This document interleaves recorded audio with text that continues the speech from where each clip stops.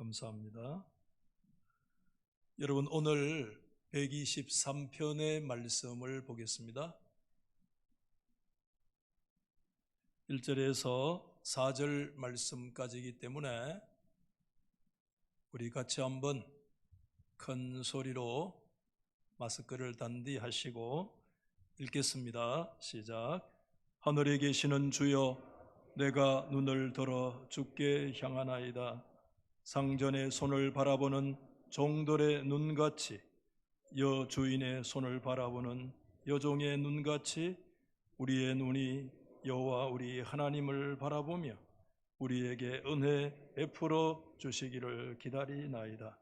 여호와여, 우리에게 은혜를 베푸시고 또 은혜를 베푸소서.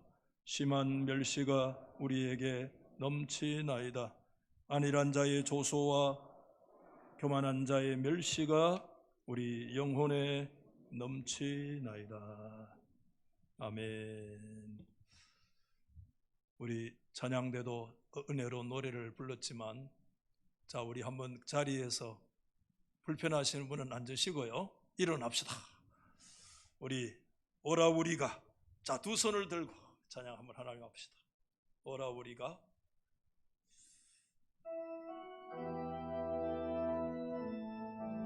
오라 우리가,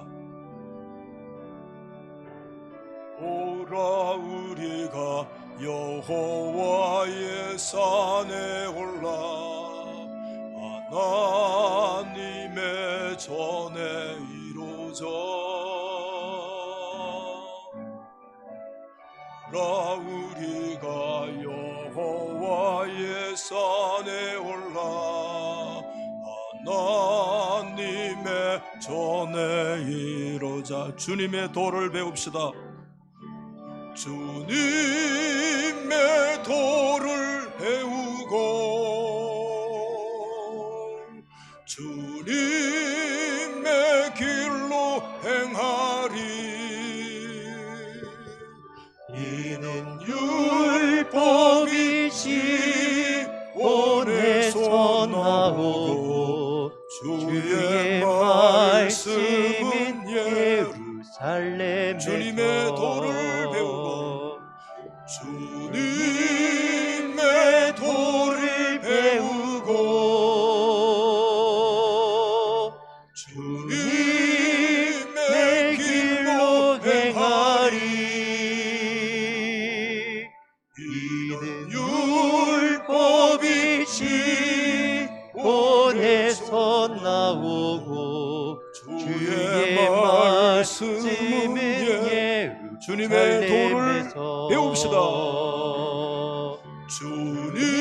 주님의 도를 배우고 주님의 길로 행하리. 이는 율법이 시온에서 나오고 주의 말씀은 예루살렘에서.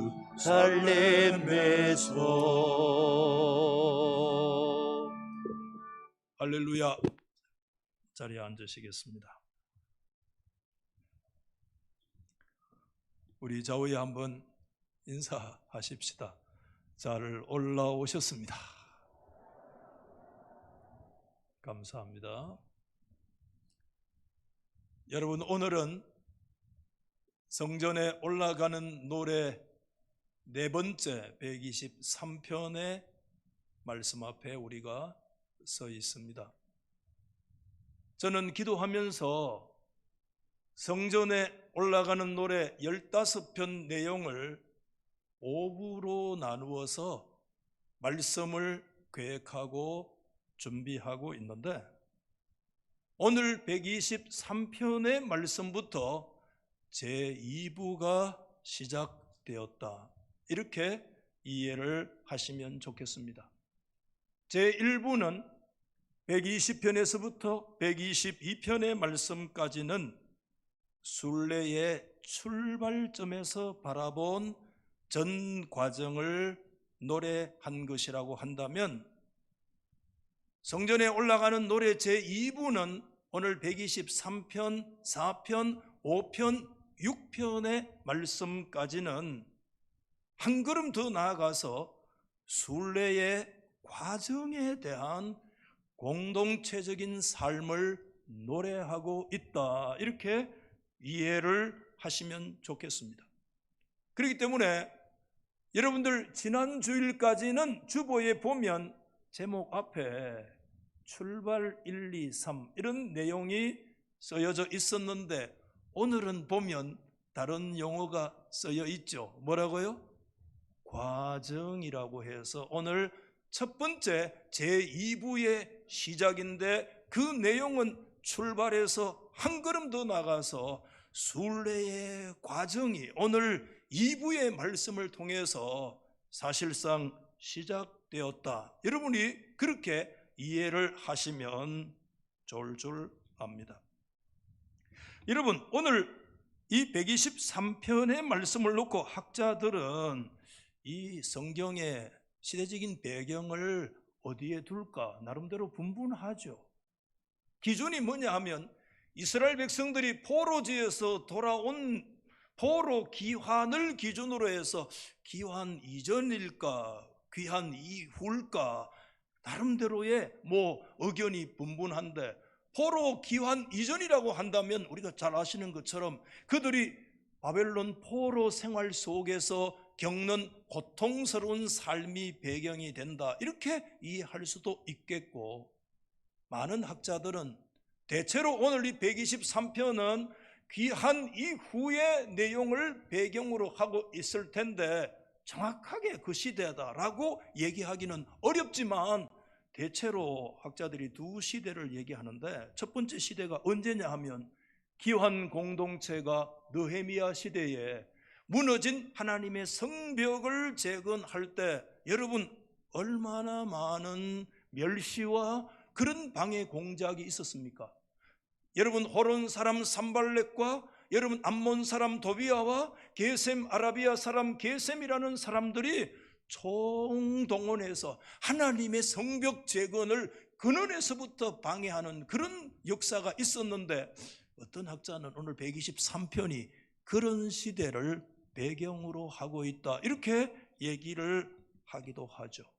이번에 123편에 대한 자료들을 읽어보면서 참 은혜롭게 제게 다가왔던 게 뭐냐 하면 존 칼빈 16세기 종교개혁자 있죠.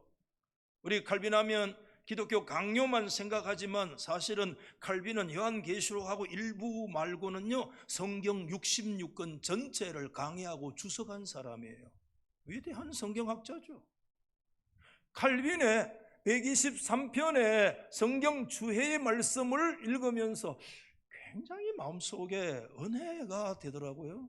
그러면서 목사가 새로이 설교를 작성하는 것도 좋겠지만 때로는 그런 부분들을 함께 우리 그대로 그냥 성도들과 함께 읽으면서 은혜를 나누어도 하나님께서 큰 은총을 주시겠다, 그런 생각을 가졌는데, 칼빈은 오늘 이 123편의 배경을 어디로 두고 있는가 하면 포로 귀환 이후에 특별히 언제냐 하면 헬라 시대, 헬라의 셀루크스 왕조가 일어나서 그 팔레스타인 전체를 장악하고 통치할 그때요. 이전에 다른 나라들이 통치할 때와는 유대인들은 전혀 다른 혹정을 경험하는 그런 역사가 그들 가운데 있었어요. 여러분, 한마디로 그러나 분명한 공통점이 있어요. 그게 뭐냐 하면 123편의 시대적인 배경에서 공통점이 뭐냐 하면 그게 개인의 문제든 아니면 어떤 공동체의 문제든 이 시편은요 더 이상 나빠질래야 나빠질 수 없는 상황에서 지어진 시다. 그래서 이걸 무슨 단어로 표현을 할까 고민을 하다가 제가 들고 나온 단어가 있어요. 한번 받아봅시다. 막장. 막장 가면 뭐가 생각나요? 드라마만 자꾸 생각나는데 사실은 막장 드라마 그런 뜻 아니에요. 막장이라고 하는 것은요, 물론 지금 장소가 어디예요? 탄광의 그 갱도에 더 이상 내려갈래야 내려갈 수 없는 가장 밑바닥을 일컬어서 막장이라고 그러잖아요. 그런 의미로 우리가 쓰잖아요. 오늘 이 123편은 그런 면에서요, 더 이상 악화될래야 악화될 수 없는, 더 이상 자존감을 상할래야 더 이상 상할 수 없는 그런 소위 막장적 상황에서 기록되어져 있는 시편이면은 틀림이 없다 하는 그런 확신을 가지게 됐어요. 칼빈이 추정하는 헬라 시대의 유대의 상황이 어떠하냐 하면, 여러분 32세에 갑자기 세계를 정복하다가 죽었던 사람이 알렉산더잖아요. 알렉산더가 죽고 나서 그 광대한 나라가요, 처음에는 7개 나라로 쪼개졌어요. 그러다가 나중에 4개 장군에 의해서 재편이 되어졌는데, 4개 장군 가운데서도 나중에는 큰 두 왕조로 나누어지는데, 저 북쪽 시리아 중심에 셀루크스 왕조 하나가 있고, 저 남쪽 이집트 중심에 프톨레미 왕조, 이 북방과 남방 중심으로 시대가 재편돼서 서로 군웅할 것 다투는 그런 시대에, 유대는 그때 저 시리아 셀루크스 왕조의 통치를 받고 있었는데, 그때 여러분 악한 왕, 제가 자주 얘기를 합니다. 안티오쿠스 에피파네스 4세가 왕으로 통치할 때요, 유대는 이전에 경험했던 그런 학정은 더 이상 말도 안 될 정도로 엄청난 고통을 겪게 되어졌어요. 포로지에서 돌아온 이스라엘 백성들은요, 정말 하나님 앞에 반성적인 그런 측면에서 왜 우리가 70년 동안 포로 생활했느냐, 가만히 생각해 보니까 하나밖에 없어요.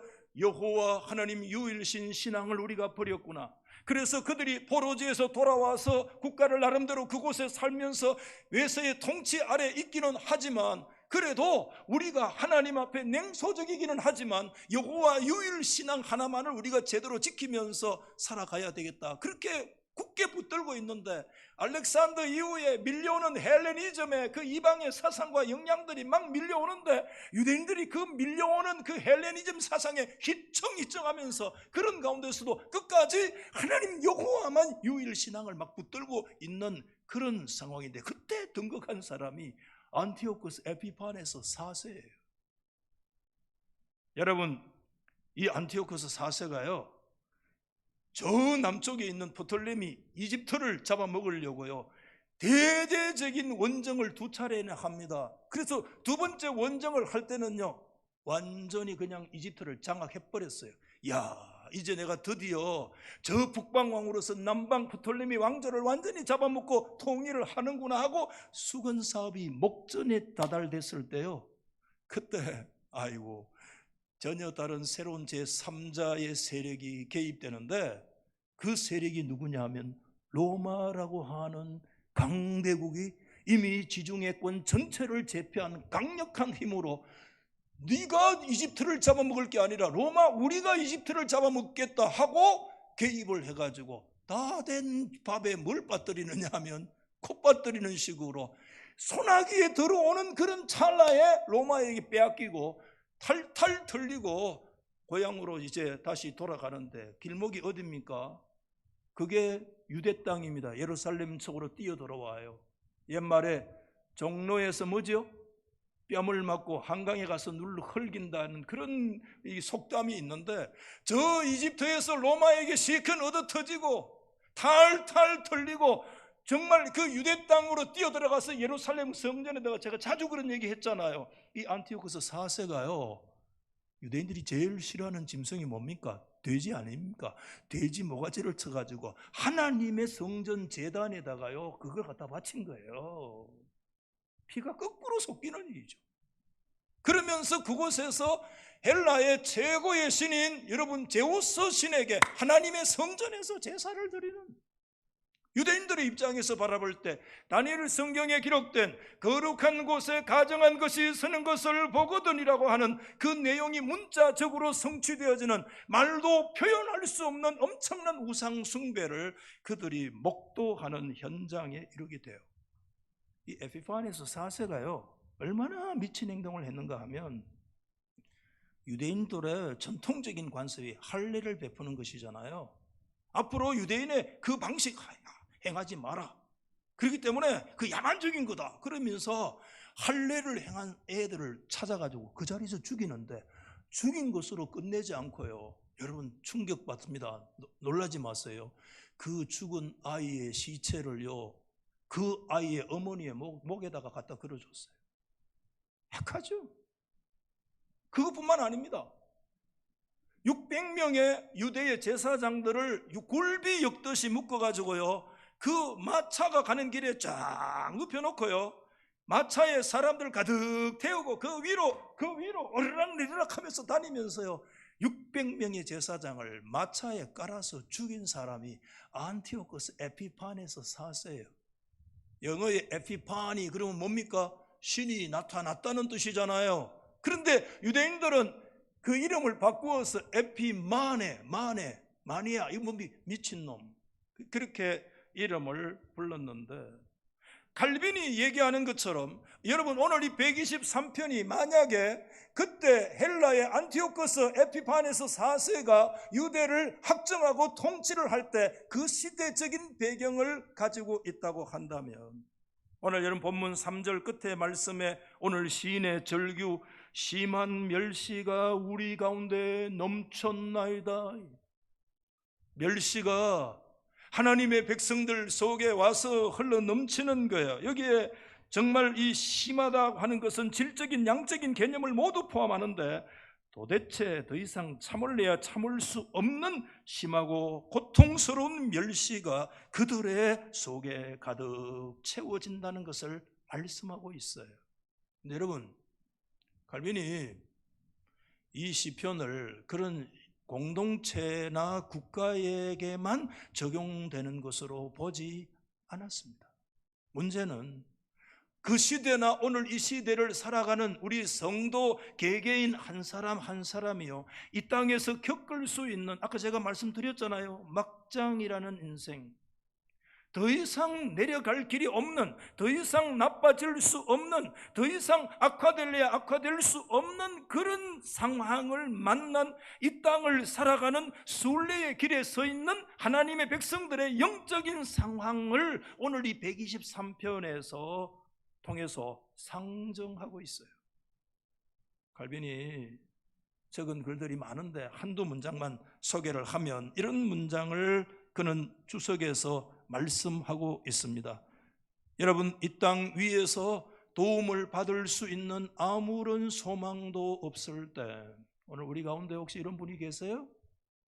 이 땅에서는 도움을 받을 수 있는 곳이 없는, 아무런 소망을 가질 수 없는, 그보다 더 절망적인 상태에 빠져 있어서 마치 살아있는 것 같으나 무덤 속에 누운 자 같은 그런 상황이 우리 속에 주어져 있죠?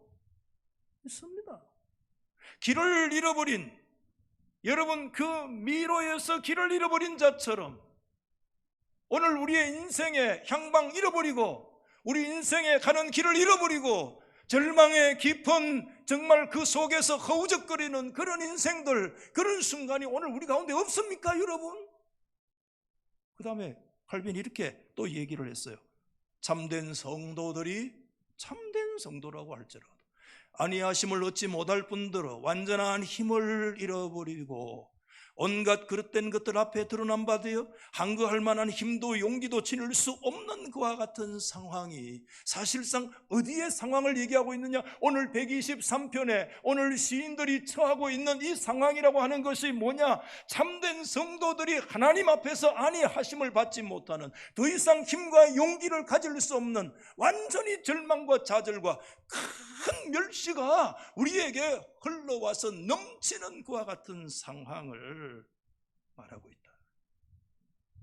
오늘 이곳에 예배를 드리고 있는 성도인 저와 여러분들의 영적인 상황을 혹시 말씀하고 있지 않습니까? 여러분, 오늘 시인은 마지막 여러분 4절 말씀에 그렇게 얘기합니다. 안일한 자의 조소와 교만한 자의 멸시가 우리의 영혼에 넘치나이다 라고. 제가 이 말씀을 한참 들여다봤는데 여기에 우리의 영혼에 라고 하는 단어가 있죠. 이 우리의 영혼에 라고 하는 단어가 뭐냐 하면 히브리 말로 나프쉐누라고 하는데 영어로 our soul이면 우리 영혼이죠.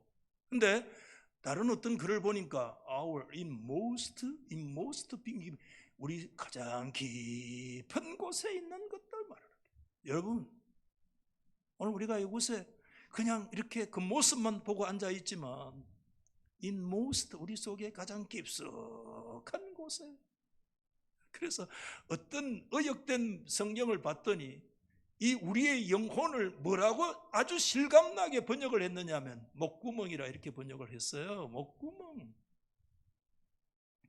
여러분, 목구멍이 바로 뭐냐? 그래서 이 부분을 우리의 영혼에 멸시와 조로가 넘친다, 이건 뭐냐면 우리의 목구멍이 조소와 멸시로 가득 찼다, 이렇게 번역할 수 있다는 거예요.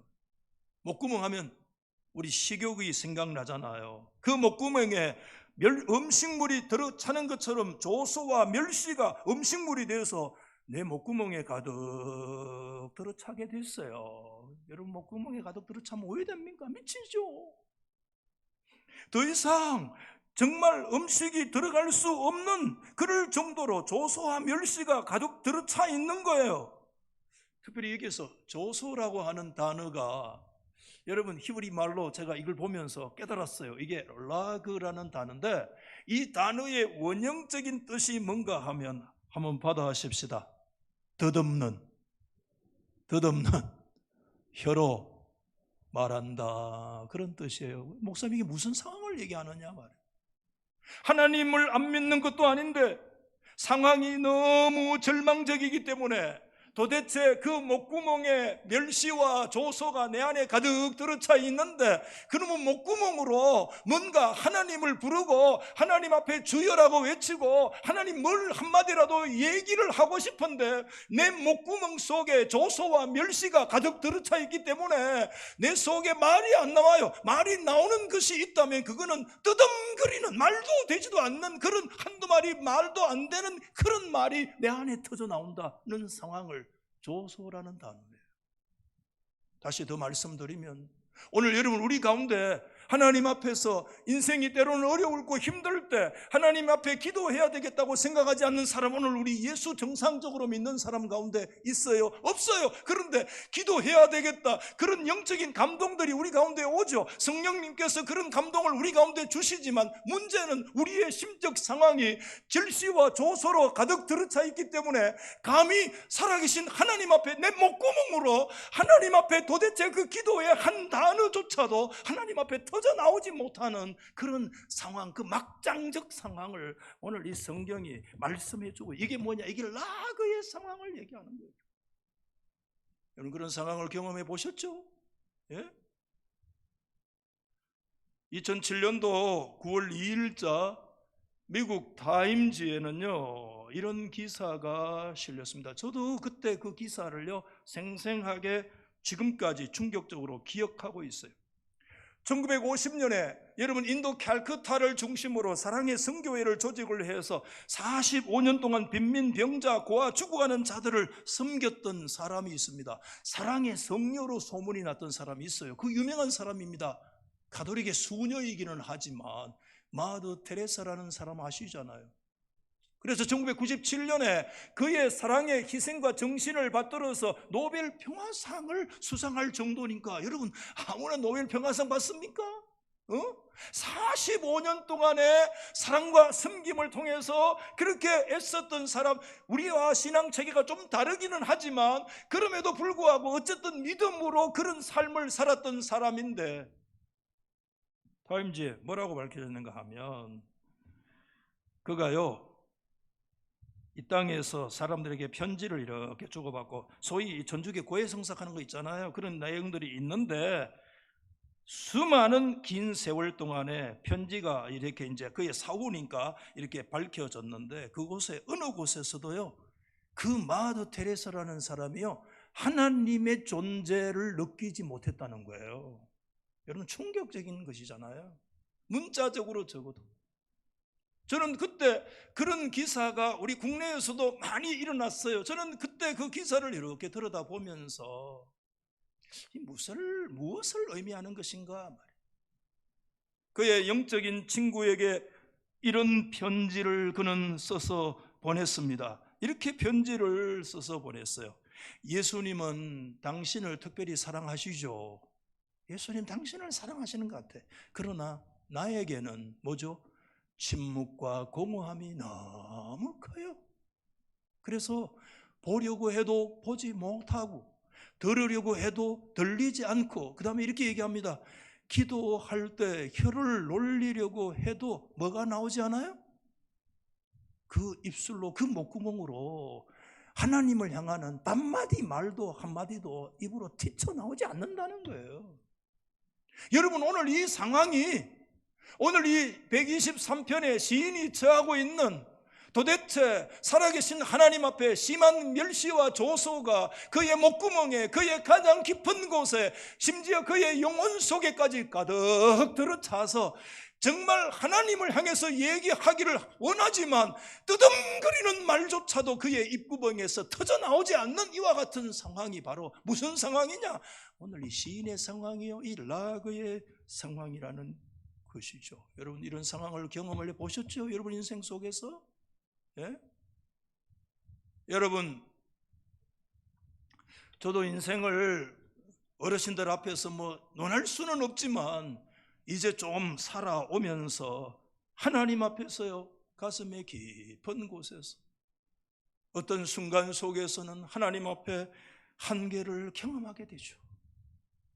끝없는 절망 속에서 깊이 떨어져서 천지에 보이는 것은 아무것도 보이지 않는, 하나님의 임재의 역사를 때로는 전혀 느낄 수 없는, 새벽에 하나님의 교회에 와서 앉아있기는 앉아있지만 내 속에 기도해야 된다는 그런 영적인 강박은 내 안에 계속해서 작용하고 있지만 감히 내 입술에 그 목구멍으로 주님이라는 단어, 반단어조차도 내 입술에 터져나오지 않는 그런 것을 여러분 경험할 때가 있잖아요. 이런 것들을 인생에서 몇 차례 겪으면서요, 제 가슴에 깊이 제가 가끔 이 소환하는, 굉장히 중요하게 여기는 하나의 개념 하나를 제가 소환을 하고, 제가 설교 시간에도 가끔 그런 얘기를 한 적이 있어요. 그 개념이 뭐냐 하면 The Night of the Soul이라고 하는 영혼의 밤이라는 단어. 제가 몇 차례 여러분 설교 시간에 얘기했는데 그냥 지나갈 수밖에 없는 단어일 수도 있어요. 여러분 영혼의 밤을 경험을 해보셨나요? 영혼의 밤을 지나가 보셨습니까? 성도 여러분, 혹시 오늘 이 시간에 예배를 드리는 이 삶의 자리에 있으면서 여러분 영혼의 밤을 지금 지나고 계신 분 혹시 계시나요? 그럴 수 있습니다. 여러분, 이 영혼의 밤이라는 용어는 저희가 만드는 용어가 아니죠. 16세기에 여러분 저 스페인의 수도사인 십자가의 요한이라고, 사람들이 그의 이름을 십자가의 요한이라고 불렀는데, 그리스도의 십자가 아래서 정말 성실하고 경건하게 수도 생활하려고 얼마나 애를 썼으면 십자가의 요한이라고 하는 이름을 그에게 붙여 주었겠습니까?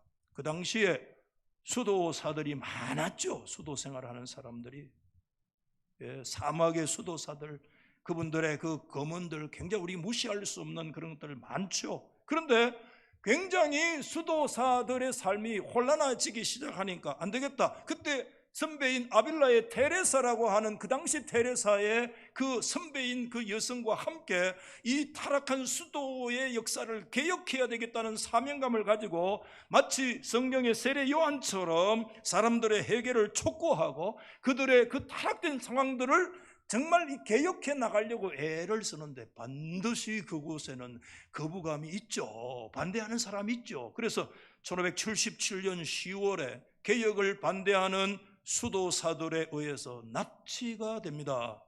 그래가지고 스페인의 그 톨레도라는 지역이 있잖아요. 그곳에 큰 수도원의 지하 감옥에 갇히는데, 독방에 갇히는데, 그 수도원의 지하 감옥, 여러분 영화에 보면 중세 수도원을 가끔 보는데 그 중세라고 하는 시대적으로 주는 그 칙칙함도 우리가 그냥 보면도 소름 끼치잖아요. 그런데 그 성체 같은 수도원의 지하 감옥에 깊이 들어가면 그 독방에 빛이라는 거 전혀 보이지 않아요. 그곳에 얼마가 독방으로 비단점 없는 곳에 갇혀 있었느냐 하면요 11개월 이상 약 1년 가까이 그 속에 갇혀 있었습니다. 여러분, 그 1년 가까이 그 깊은 수도원의 지하 감방에서 아무리 소리 질러도 밖에 사람들 안 보입니다. 밖에 날이 지고 날이 지는지 전혀 보이지 않습니다. 깊은 물리적인 깊은 곳에 물리적인 캄캄함에 그 밤이 계속해서 이어지는데 그에게 물리적인 밤만 주어진 것이 아닙니다. 그 11개월 이상을 지나는 가운데 그에게 찾아온 것이 뭐냐면 영혼의 밤이 찾아온 거예요. 우리의 인생의 순례의 길에 여러분 피하지 아니하고 반드시 우리에게 때때로 찾아오는데 영혼의 밤이 오늘 우리에게 찾아오는 거예요. 그래서 그가 쓴 시집이 있잖아요. 그 시로 자기 그걸 성화했는데 그게 제목이 어두운 밤이에요. 거기서 영혼의 밤이라는 단어가 나오게 됐는데 여러분 그때 요한이 어두운 밤을 얘기하면서 우리 인생이 영혼의 밤을 만날 때 여러분 잘 보십시오. 그때 영혼의 밤에 찾아와서 문을 두드리는 노크하는 밤의 영이 있어요. 밤의 영. 영혼의 밤에는 밤의 영이 찾아오는데 그 밤의 영이 3가지 종류의 밤의 영이 찾아온다 그랬어요. 첫 번째 영이 찾아오는데 어떤 영이 찾아오느냐 하면 fornication, 이게 뭐죠? 사간의 영, 간음의 영, 영적인 용어예요. 여러분, 하나님의 백성들이 순례의 길을 걸어갈 때 여러분 깊은 영적인 밤을 만날 때 첫 번째 찾아와서 우리의 가슴에 노크를 하고 이 뒤집어 놓는 영이 있어요. 이게 간음의 영이요, 이 사간의 영이 찾아오는데 이 사간의 영은 오늘 저와 여러분들의 생각, 사고, 이 상상력에다가 호소를 하는데 강력하고 가정한 유혹으로 저와 여러분의 영혼을 뒤흔들어 놓는 거예요.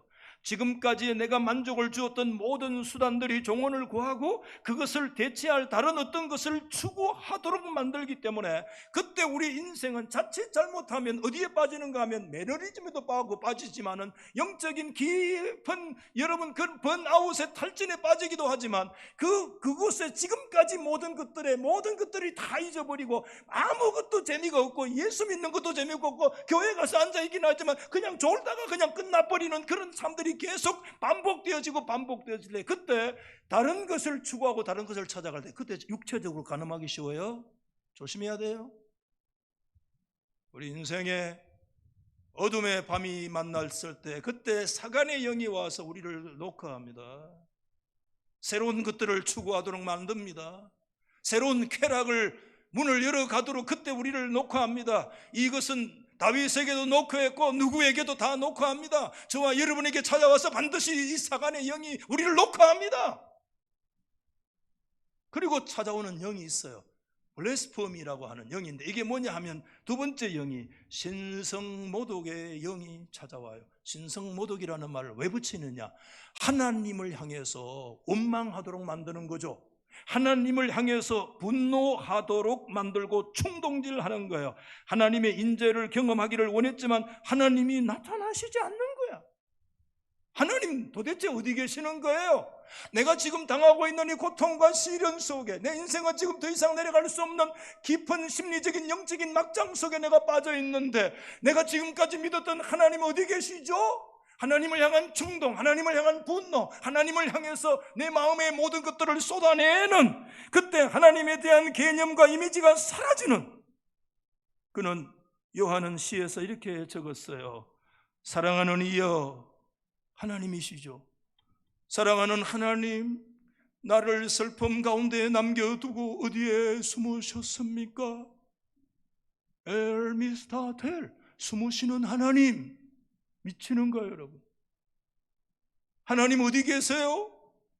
나를 이 고통 가운데, 나를 이 깊은 막장 속에 버려두시고 주님이 사랑의 하나님이신데 주님 어디 계시죠? 내가 당신의 목소리를 들어 당신을 찾아러 나갔지만, 내가 문을 열었지만 이미 당신은 보이지 않아. 이미 당신은 사라졌어. 당신 어디에 계시는 거예요? 당신 정말 계시기는 해요? 신성모독이 오늘 우리들의 속에 하나님을 향하여 적대하는 그와 같은 역사들이 우리 속에 막 일어나는 거예요. 이 신성모독의 영이에요. 더 충격적인 영이 와요. 그게 무슨 영이냐 하면 세 번째, 혼란의 영입니다. 혼란의 영이라는 이 단어는 여러 가지로 표현할 수 있어요. 벌티코 영어에 그러면 이게 현기증을 말하는 거거든요. 우리 인생에 현기증을 일으키는 영이 와서 우리의 존재 자체를 흔들어 놓으려고 하는 거예요. 여러분, 이 현기증의 영이 와서 우리를 흔들어 놓으면 우리의 이성이 마비되고 우리의 지성이 마비되고 하나님 앞에 우리의 영성 자체가 마비돼요. 우리를 완전히 막장이, 이거 내가 예수 믿는 사람 맞아? 내가 이거 목사 맞아? 내가 이 수십 년 동안 예수 믿었다는 사람 맞아? 이게 뭐냐? 현기증의 영이 와서 우리를 사정없이 뒤집어 놓고 흔들어 놓고 근본적인 정체성 자체에서 완전히 우리를 무너뜨리려고 하는 이 벌티고, 이 현기증의 영이, 혼란의 영이 와서 우리를 뒤집어 엎으려고 할 때가 있다는 거죠. 여러분, 요한은 이렇게 얘기했어요. 이 영은 감각을 어둡게 하고 감각을 마비시킵니다. 수천 가지의 가책과 당혹스러움들을 우리 마음에 막 와서 채우는 거예요. 부정적인 것으로 막 채우는 거예요. 막 계속 채우는 거예요. 여러분, 다 말씀을 못 들어요. 수없이 많은 내용들이 있어요. 그러면서 가장 심각한 자극 중에 하나고, 이것은 밤의 공포였다, 이렇게. 여러분, 밤의 공포에 우리가 붙들리기 시작하면 하나님에 대한 개념 자체도 사라져요. 사간의 영이 와서 우리를, 영혼을 뒤흔들어 놓고, 여러분, 신성모독의 영이 와서 하나님의 임재를 느끼지 못하게 하고, 이 현기증의 영이 와서 우리를 완전히 그냥 정체성 자체를 무너뜨리려고 하는 이와 같은 역사들이 우리 가운데 있다는 거예요. 여러분, 요한은 정말 그 깊은 지하 감옥에 빛 한 점 들어오지 않는 그곳에 11개월 물리적인 어둠만을 경험한 것이 아니라 영적 어둠을 경험했는데, 그곳에 사간의 영의 소리를 들어 그곳에 신성모독의 시험을 받아 그곳에서 혼란의 영의 시험을 받는 그와 같은 자리에 그가 들어갔는데, 그곳에서 절규했죠. 어느 날 수도원 지하에 아마 세월이 지난 어떻게 벽에 균열이 갔는지 어느 곳에서 굴절되고 굴절된 빛이 희미하게 그 틈 사이로 빛이 이래 들어오는 거예요. 그때 다 깨달음이 왔어요. 그때 무슨 깨달음이 왔느냐 하면, 여러분 저를 보십시오. 한번 받아하십시다.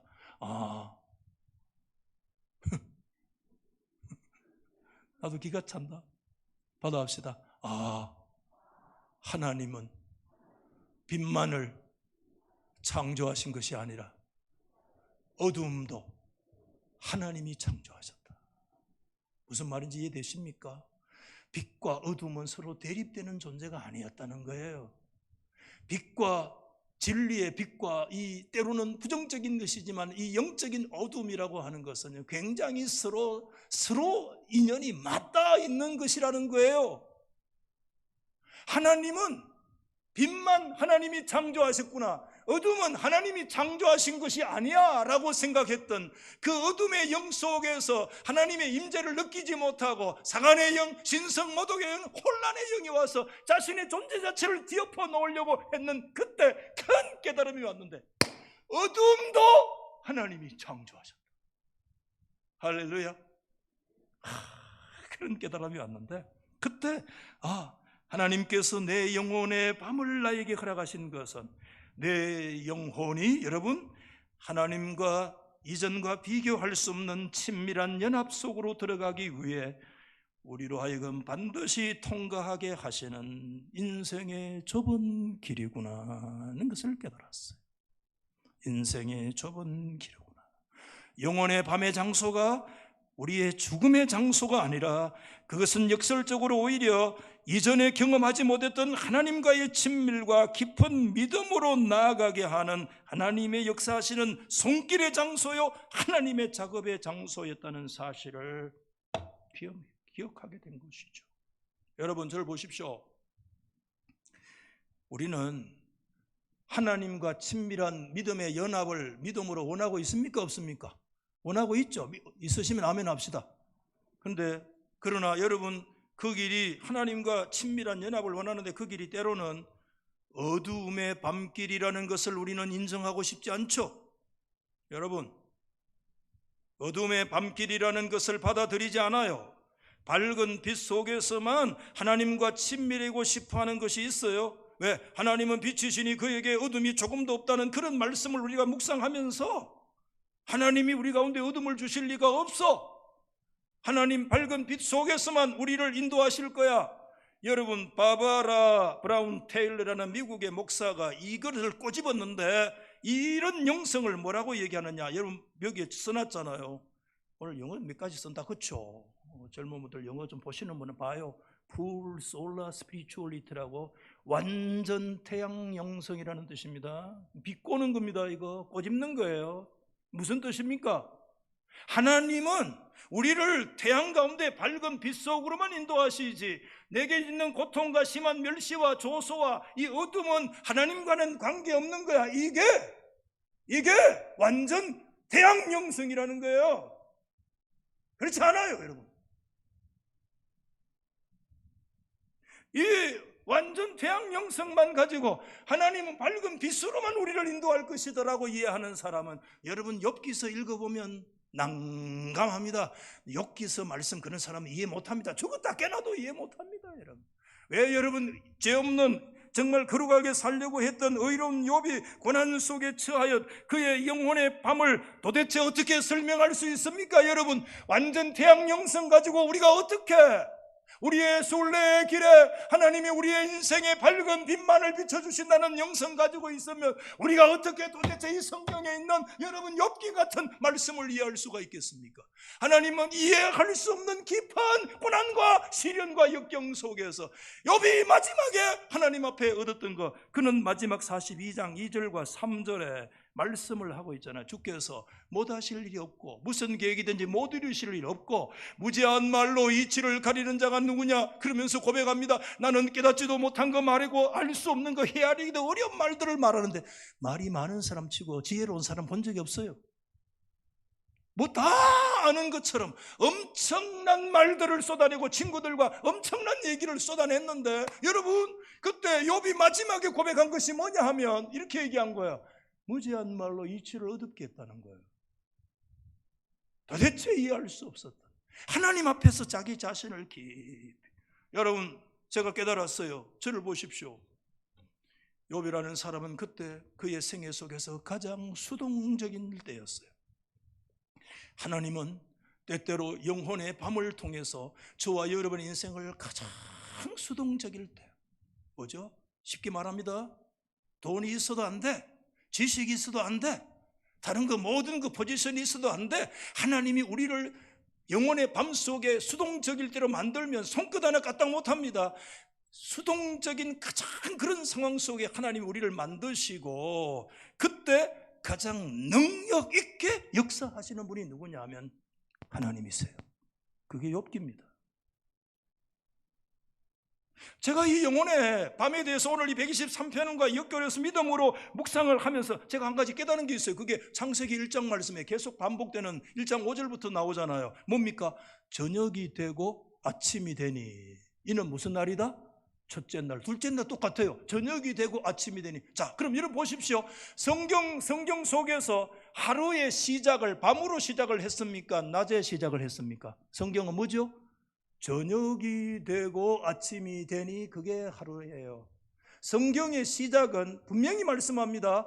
낮으로부터 시작한 것이 아니라 성경은 밤으로부터 시작했습니다. 야, 우리가 질문 던져볼 필요가 있겠어요. 왜 하나님께서는 하루의 시작을 밤으로부터 시작하게 하셨는가? 여러분, 낮은 가만히 묵상해 보세요. 우리 인간의 시간입니다.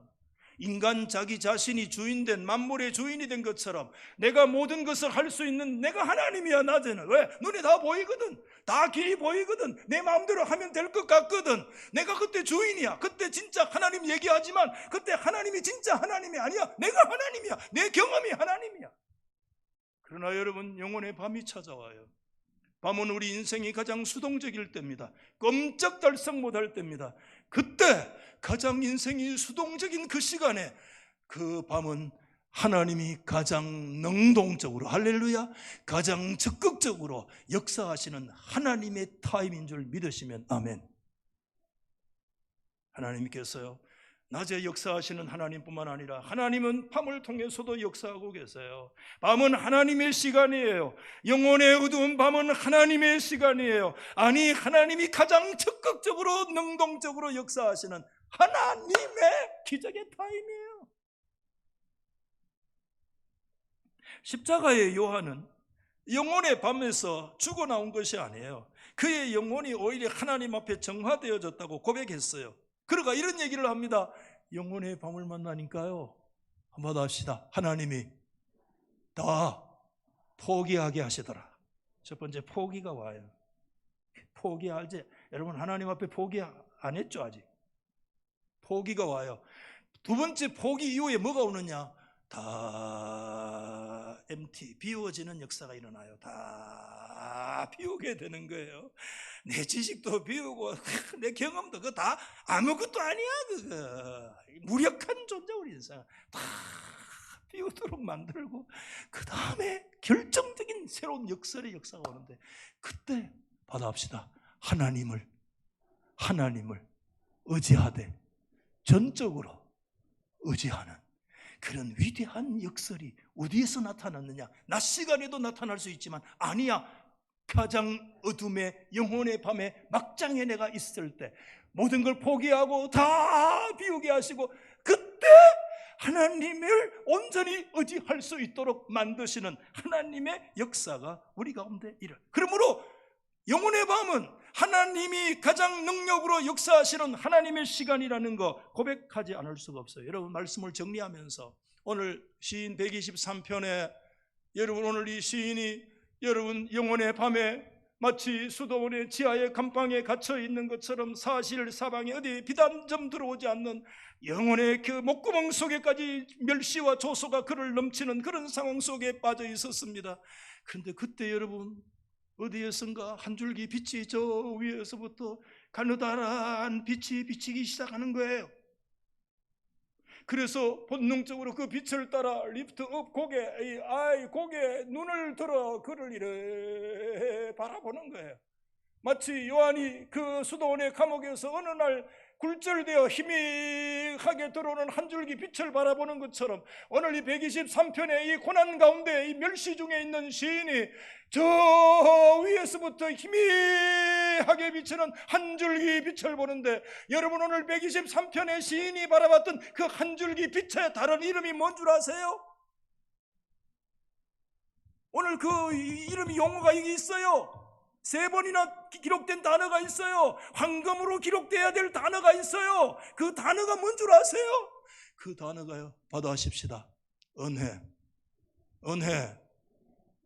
그래서 여러분, 오늘 이 성경 말씀을 보면 그때 여러분 시인이 눈을 들어서 저 하늘로부터 희미하게 비춰오는 그 빛을 한 줄기 바라보면서 그때 시인이 외쳤어요. 한내누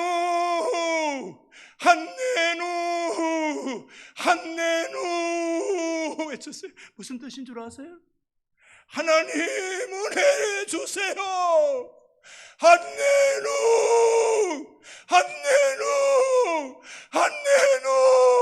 3번 외쳤어요. 히브리에서 3번의 개념은 최상급을 얘기해요. 절박하다는 거예요. 이건 뭘 얘기하느냐? 하나님이 은혜 주시지 않으면 나는 절박한 인생이 하나는 소망이 없는 존재야. 그 깊은 막장에서, 영혼의 깊은 잠에서 더 이상 일어날 수 없는 그 절박한 상황 속에서 눈을 들어 위에서 비춰오는 빗줄기를 바라봤는데, 그때 오늘 시인은 한내루 하나님 은혜를 주십시오. 하나님 은혜를 주십시오. 여러분, 목사하는 게 쉬운 줄 압니까? 그 어디에도 도움을 받을 수 없는 그 영혼의 깊은 막장 속에서 하나님 앞에 할 수 있는 거, 새벽에 나와서 이틀이고 사흘이고 일주일 엎드려도 여러분 한 단어도 밖으로 튀어나오지 못할 때 어느 날 하나님께서 은혜의 빗줄기를 비춰주시면서 그때 한내루 하나님의 은혜가 아니면 우리 인생은 소망이 없습니다. 믿으시면 아멘 하십시오. 오늘 여러분, 우리가 성전에 올라가는 노래, 여러분 오늘 이 말씀이 그냥 행사로 하는 줄 압니까? 아닙니다. 여러분, 우리 인생의 막장 속에서 허우적거릴 때, 그때 하나님께서 은혜의 빗줄기를 주시고, 오늘 이 성경에 굉장히 중요한 단어가 뭐냐 하면 lift up, 눈을 들어서 look, 하나님을 보는 거예요. 종들이 주인의 손끝을 바라보듯이 그때 우리가 하나님을 눈을 들어서 보는 거예요. 그때 소리치는 거예요. 한내누, 한내누 소리쳐. 여러분, 오늘 2절 끝에 이런 얘기가 있어요. 한내누라고 얘기해요. 은혜를 베풀어 주시기를 기다리나이다, 이 말이 있는데, 여러분, 이게 히브리 말로 아드 세 한내누라고 하는데, 우리 성경에 이 단어가 번역 안 됐어요. 이게 뭐냐? 받아하십시다. 은혜를 베풀어 주실 때까지, until, till, 그래서 till he shows us his mercy, 그의 은총을 우리 가운데 보여주실 때까지. 할렐루야. 여러분, 이것은 하나님은 우리를 외면하지 아니하신다는 사실이 전제되어 있는 줄 믿으시면 아멘. 1절 말씀이 이렇게, 오늘 이 말씀 다 하려면 2시간 해야 돼요. 1절 말씀에 받아하십시다. 하늘에 계신 주여. 여러분, 이 말씀 무슨 말씀인지 아세요? 하나님 하늘에 있구나. 아닙니다. 그것은 무슨 뜻인가 하면 받아하십시다. 하나님은 그때도 여전히 항상 보좌 위에 계신다. 믿으시면 아멘. 너의 영혼이 네 목구멍까지 가득 차 있었어. 네 인생의 막장 가운데 네가 있어도 눈을 들어라.